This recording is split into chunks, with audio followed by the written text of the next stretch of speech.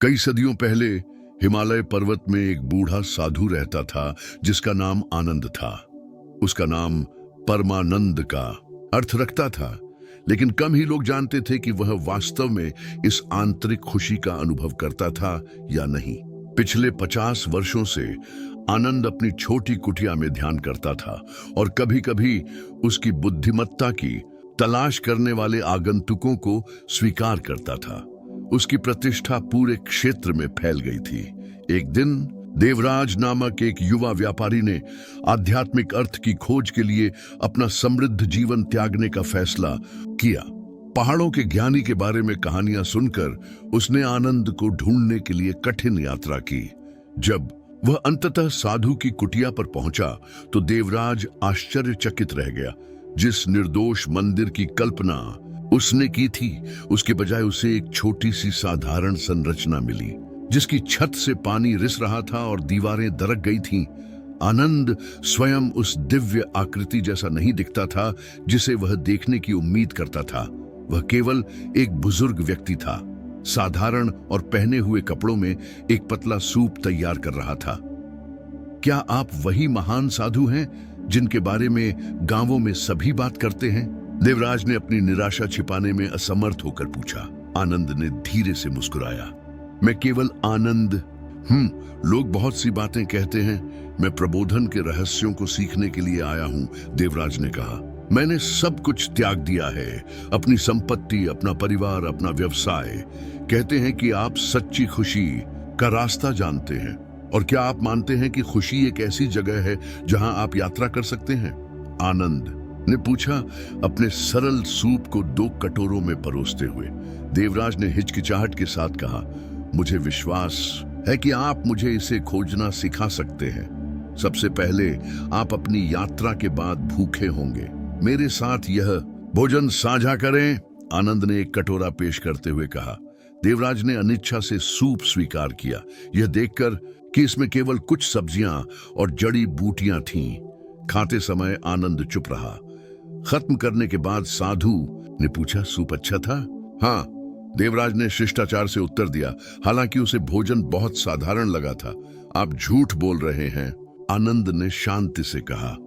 Soup में नमक नहीं था, मुझे परोसते समय पता चला था, लेकिन मैं देखना चाहता था कि आप सच बोलेंगे या केवल वही कहेंगे जो आपको लगता है कि मैं सुनना चाहता हूं।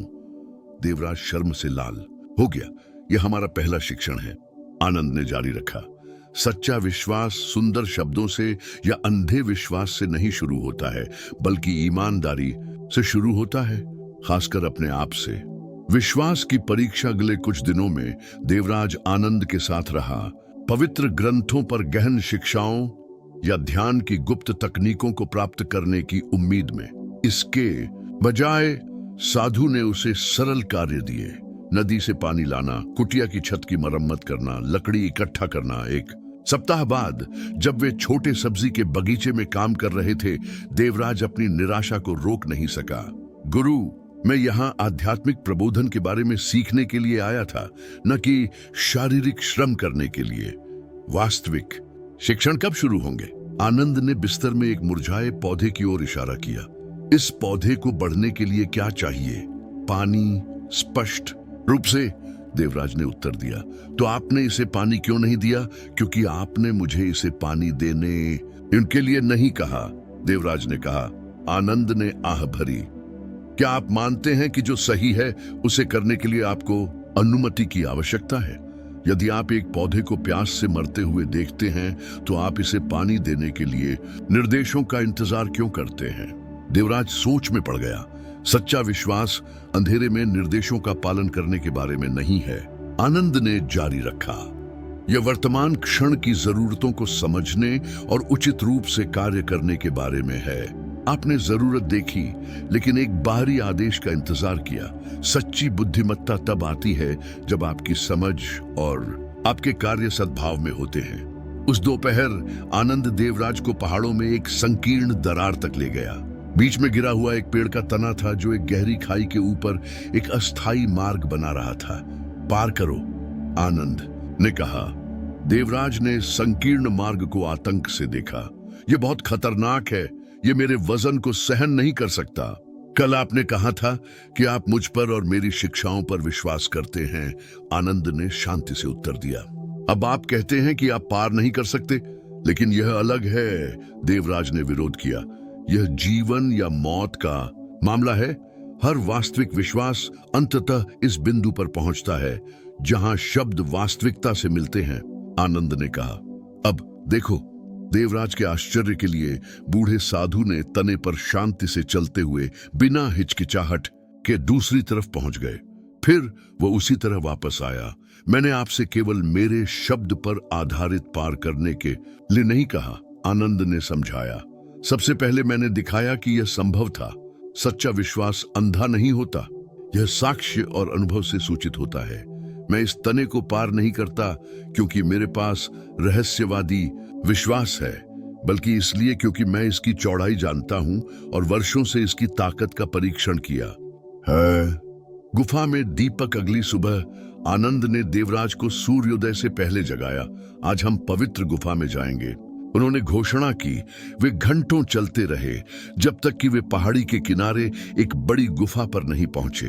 प्रवेश द्वार पर आनंद ने एक छोटा तेल का दीपक जलाया। मेरे साथ अंदर आओ, उन्होंने कहा। अंधेरे में प्रवेश करते हुए गुफा गहरी थी, जिसमें सुरंगें अनंत तक फैली हुई लग रही थी। कुछ देर चलने के बाद आनंद रुके और देवराज को दीपक सौंप दिया। अब अकेले जारी रखो, 100 कदम आगे बढ़ो, फिर वापस आओ। लेकिन अगर मैं खो जाऊं तो? देवराज ने चिंतित होकर पूछा। आपके पास दीपक है, आनंद ने जवाब दिया। और अधिक महत्वपूर्ण बात, आपके पास आपका ध्यान है। भय की कोई आवश्यकता नहीं है। अनिच्छा से देवराज ने आगे बढ़ना शुरू किया, अपने कदमों की गिनती करते हुए। हर कदम के साथ उसके सामने का अंधेरा और घना लगता था और गुफा की आवाजें अधिक धमकी भरी लगती थीं। 70वें कदम पर वह भय से अभिभूत होकर रुक गया। मैं जारी नहीं रख सकता, उसने सोचा। और अगर आगे खाई हो और अगर दीपक बुझ जाए? उसने वापस जाने का फैसला किया, सावधानी से अपने कदमों की गिनती करते हुए। जब वह आनंद तक पहुंचा तो उसने शर्मिंदगी से स्वीकार किया कि वह कार्य पूरा नहीं कर पाया। आप पहले क्यों लौट आए? साधु ने पूछा। मुझे अज्ञात का डर था, देवराज ने स्वीकार किया। आनंद ने दीपक लिया। मेरे साथ आओ। वे एक साथ आगे बढ़े। जब वे उस बिंदु पर पहुंचे जहां देवराज रुक गया था, आनंद ने दीपक को ऊपर उठाया। ध्यान से देखो, तुम्हें क्या दिखाई देता है? देवराज ने महसूस किया कि सुरंग आगे कई मीटर तक सीधी और सुरक्षित है। कोई वास्तविक खतरा नहीं था, आनंद ने कहा। केवल आपकी धारणा की सीमा थी। दीपक केवल कुछ कदम आगे तक प्रकाश डालता है, लेकिन मार्ग पर सुरक्षित रूप से चलने के लिए यह पर्याप्त है। वे 100 कदम पूरा करने तक चलते रहे। वहां उन्होंने ध्यान में बैठे बुद्ध की एक छोटी मूर्ति पाई। यह विश्वास के बारे में अंतिम शिक्षा है, आनंद ने समझाया। हमारी समझ इस दीपक की तरह केवल वास्तविकता के एक छोटे से हिस्से को प्रकाशित करती है। हम एक बार में पूरे रास्ते को नहीं देख सकते। सच्चा विश्वास यह निश्चित होना नहीं है कि प्रकाश ये परे क्या है, बल्कि हमारे पास जो प्रकाश है उसके साथ अगला कदम उठाने का साहस है। यह विश्वास करते हुए कि हर कदम मार्ग का अगला हिस्सा प्रकट करेगा। सच्चा खजाना। जब वे कुटिया पर लौटे तो देवराज ने अपने दृष्टिकोण में एक बदलाव महसूस किया। वे कार्य जिन्हें वह पहले सांसारिक मानता था अब अर्थपूर्ण लगते थे। आनंद के जीवन की सादगी अब निराशा नहीं बल्कि एक सचेत विकल्प लगता था। उस रात तारों को देखते हुए आनंद ने पूछा, क्या आप अभी भी मानते हैं कि मैं प्रबोधन पाने के लिए इन पहाड़ों पर आया था? देवराज ने एक पल के लिए सोचा। मुझे यकीन नहीं है, शायद आपके पास आने से पहले ही यह था, आनंद मुस्कुराया।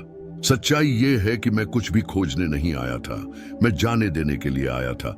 हम जितना कम ढोते हैं, चाहे वह संपत्ति हो, निश्चित विचार हो या अपेक्षाएं हों, हम वास्तविकता को जैसा है वैसा ही स्पष्ट रूप से देखते हैं। तो क्या प्रबोधन जाने देने के बारे में है? देवराज ने पूछा। प्रबोधन कुछ ऐसा नहीं है जिसे प्राप्त किया जाए, बल्कि जब हम भ्रम के पर्दे को हटाते हैं तो जो पहले से मौजूद है उसकी समझ है, आनंद ने उत्तर दिया।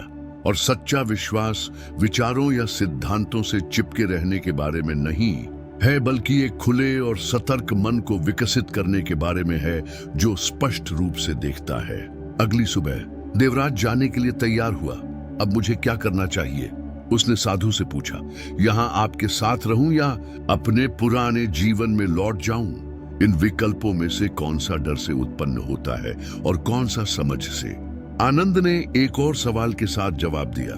देवराज ने गहराई से विचार किया। मैं देखता हूं कि मेरा एक हिस्सा उस दुनिया के डर से रहना चाहता है जिसे मैंने पीछे छोड़ दिया है, और दूसरा हिस्सा इस डर से वापस जाना चाहता है कि मैं आपकी तरह जीने में सक्षम नहीं हो पाऊंगा। और क्या एक तीसरा विकल्प है? आनंद ने धीरे से पूछा। लंबे मौन के बाद देवराज ने उत्तर दिया, शायद उस व्यक्ति के रूप में नहीं लौटना जो चला गया था, बल्कि ऐसे व्यक्ति के रूप में जो समझता है कि आध्यात्मिक मार्ग दैनिक जीवन से अलग नहीं है। आनंद ने स्वीकृति के साथ सिर हिलाया। हमेशा याद रखें, सच्चा विश्वास इस बारे में नहीं है कि आप कहां हैं या आप क्या करते हैं, बल्कि आप कैसे देखते हैं और आप हर पल कैसे जीते हैं।